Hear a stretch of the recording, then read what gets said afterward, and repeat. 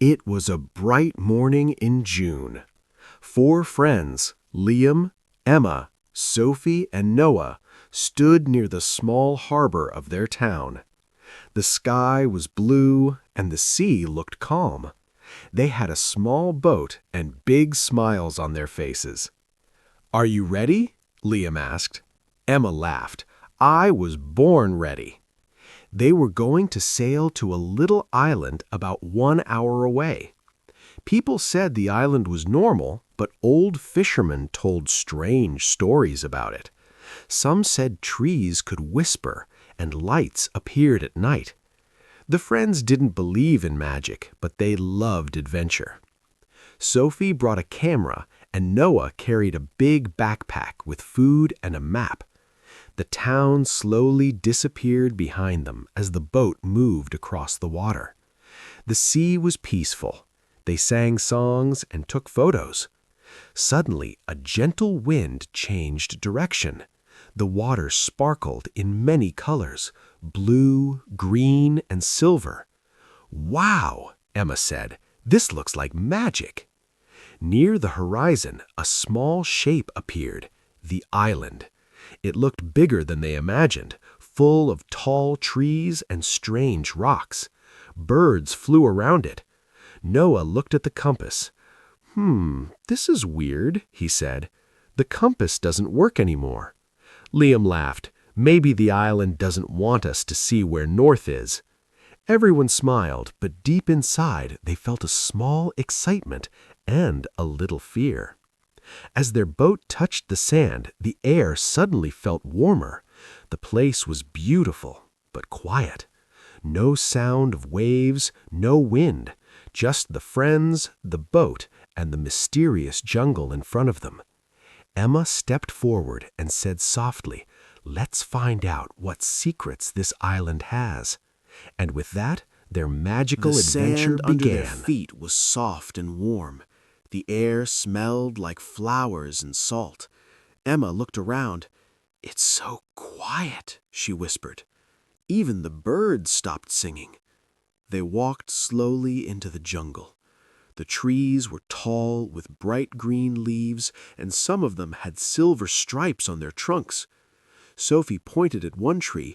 "Look, it's shining." When they touched the bark, it felt smooth and warm, almost alive. Suddenly, a soft sound came from the bushes. "Who's there?" Liam asked. A small, colorful bird jumped out and looked at them, but something strange happened. It spoke. "Hello," the bird said in a cheerful voice. Noah almost dropped his backpack. You talk?" he asked. The bird nodded. "Of course. You are not from here, are you?" The friends looked at each other in shock. The bird introduced itself. "My name is Pico. This is the Island of Whispers." "Why is it called that?" Emma asked. Pico flapped his wings. "Because everything here can talk. The trees, the waves, the wind. You must listen carefully." The group laughed nervously, but when a breeze passed through the trees, they all heard it, a faint whisper like words. "Welcome, welcome," the voices said. Sophie pressed her camera button, but it didn't work. The screen flickered with green light. "Strange," she said. "Technology doesn't like this island." Pico smiled. "Magic is stronger here." The bird hopped onto Liam's shoulder. "Come with me," he said. "There's something you must see." They followed Pico deeper into the jungle. The more they walked, the more beautiful and strange the place became. Flowers glowing softly, streams that sparkled in rainbow colors, and butterflies that hummed melodies. Finally, they reached a giant stone with glowing symbols. Pico's eyes twinkled. "This stone is very old," he whispered. "It marks the heart of the island, but something is missing." "What is missing?" Noah asked. "The island's treasure," Pico said, "and it's waiting for someone brave enough to find it." The friends looked at each other and smiled. Their real adventure had just begun. Pico flew ahead of them, a small, bright spark in the green world. The forest floor was covered in soft, mossy cushions that looked like giant green pillows. Liam was careful where he stepped. He didn't want to hurt the soft ground. "Pico, what kind of creature is missing?" Emma asked. Pico chirped happily. "It's not a creature, it's an object, a crystal of harmony." He landed on a purple mushroom that glowed faintly. "This crystal keeps the island peaceful. Without it, the magic will become wild." Noah looked concerned. "Wild how?" "Silly things might happen," Pico replied, "like when the sun gets angry or when the river starts flowing backward."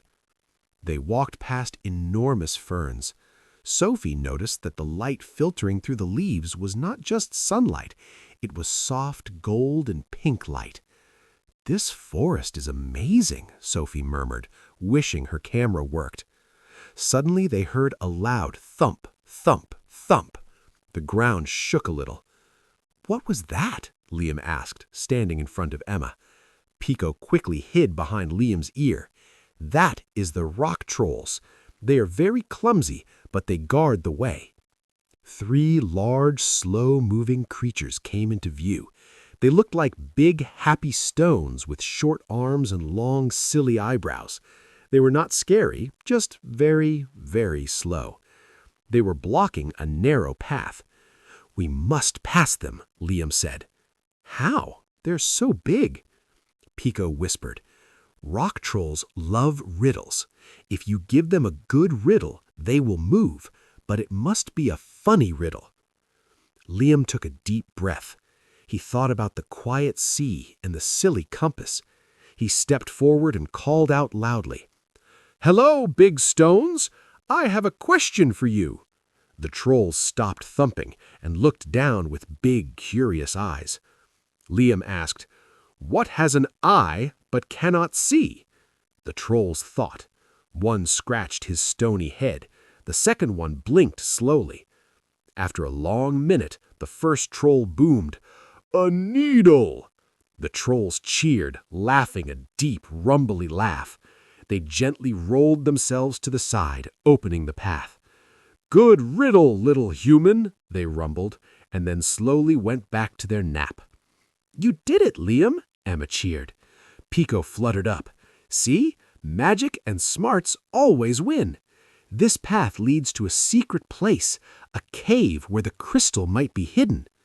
They hurried down the path, ready for whatever the next part of the magic island held. The path led them down a rocky slope.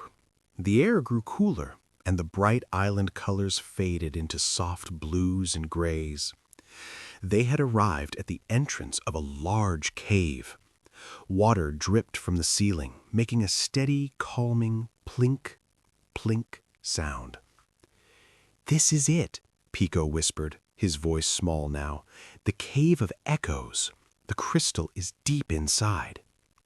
Liam took out the only flashlight they had, Noah's camping torch. The beam cut a small circle in the darkness.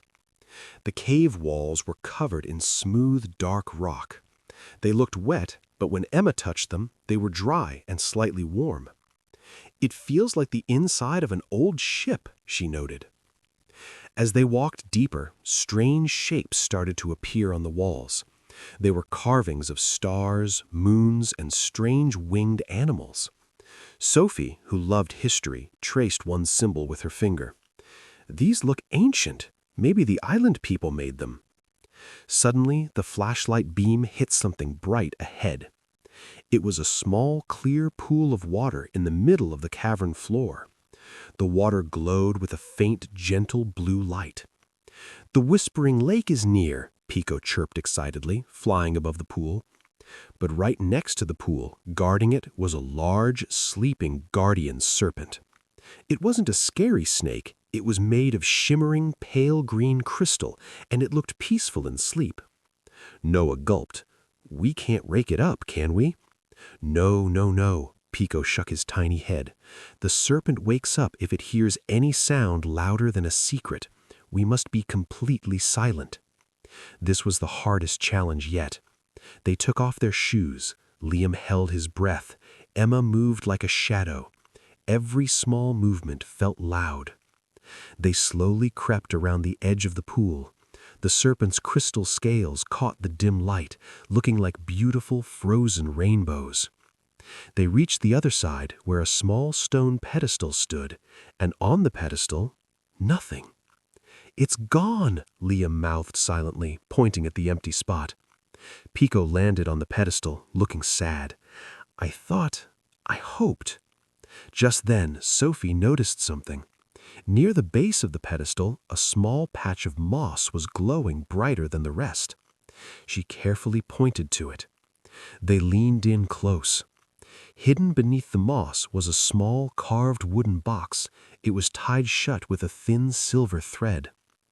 Liam gently touched the silver thread. It dissolved instantly, and he opened the box. Inside, nestled on soft velvet, was not the crystal, but a single glowing feather, a feather from Pico's own kind. Pico looked amazed.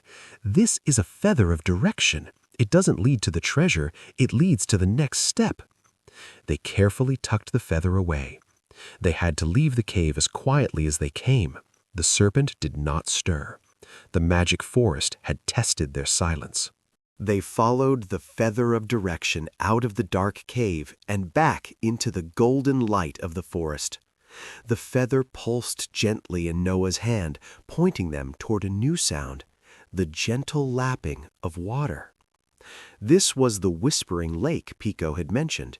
It wasn't a grand lake. It was a calm, circular pond surrounded by tall, silver-barked trees. The water itself was the strangest thing. It didn't reflect the sky or the trees.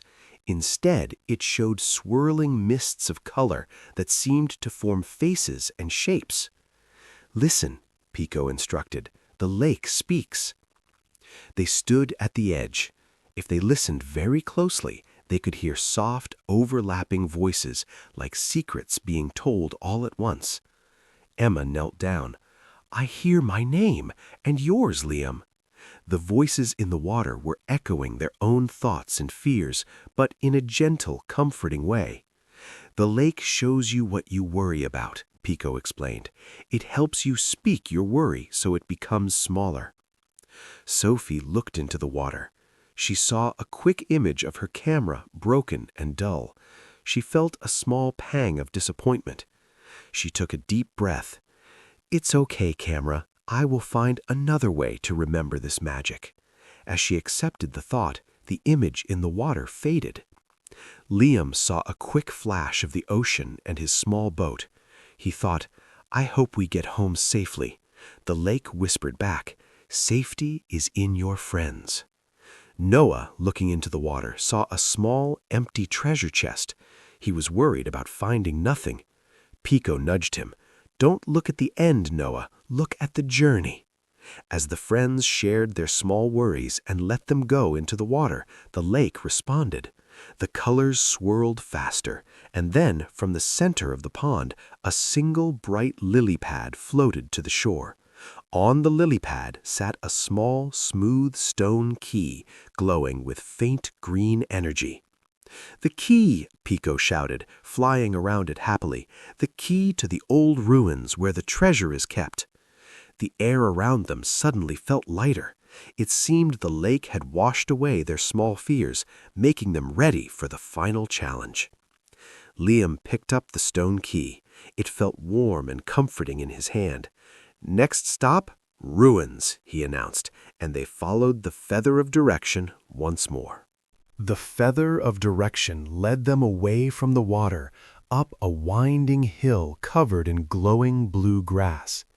At the top stood the ruins, old stone walls covered in vines that looked like sleeping snakes. This place felt powerful and very, very old. In the center of the ruins was a large round stone door, exactly the size of the stone key. "Here we are," Liam said, holding up the key. He walked to the door and pushed the stone key into a small hole carved in the center. It clicked perfectly into place. With a slow, grinding sound that echoed across the island, the stone door slid open, revealing a dark chamber. "Are you ready?" Emma asked her friends. They all nodded, suddenly silent again. Inside, the chamber was small. In the very center, on a high altar made of obsidian, sat the crystal of harmony. It was breathtaking. It was large, perfectly clear, and pulsed with all the colors of the rainbow, making the whole room glow softly. "We found it!" whispered Noah. But as Liam stepped forward to take it, a shadow moved. A creature they hadn't seen before appeared. It was tall and thin, made of swirling gray mist, and it had sad, empty eyes. This was the guardian of doubt. "You cannot take the harmony," the misty creature hissed, its voice like dry leaves blowing in the wind. "You are not worthy. You still have fear inside you." The guardian of doubt didn't fight with claws or teeth. It fought with words. "Liam, you were too slow to speak up. Emma, you didn't trust your own eyes. Sophie, you only cared about pictures. Noah, you are too afraid." The friends stopped. The guardian's words felt heavy and true. They looked at each other, and for a moment the teamwork they had built started to break. Pico flew in front of the crystal. "No, you are wrong," he chirped bravely. "They were scared, but they kept going. Liam spoke when it mattered. Emma led the way. Sophie saw the small details. Noah found the courage to move silently." The crystal of harmony began to pulse faster, shining brighter and brighter. Liam looked at his friends, realizing Pico was right. They weren't perfect, but they were a team. "We are worthy because we helped each other," Liam declared. And as he spoke, the light from the crystal hit the guardian of doubt. The gray mist screamed softly, and then it dissolved completely. Doubt cannot stay when true friendship shines. Liam carefully took the crystal. The moment his hand closed around it, a warm, beautiful feeling spread through the chamber. The crystal was safe.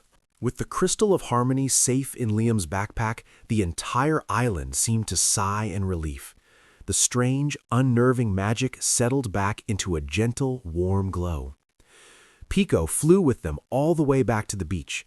The silver-striped trees now seemed to wave goodbye, and the colorful sand felt friendly under their feet.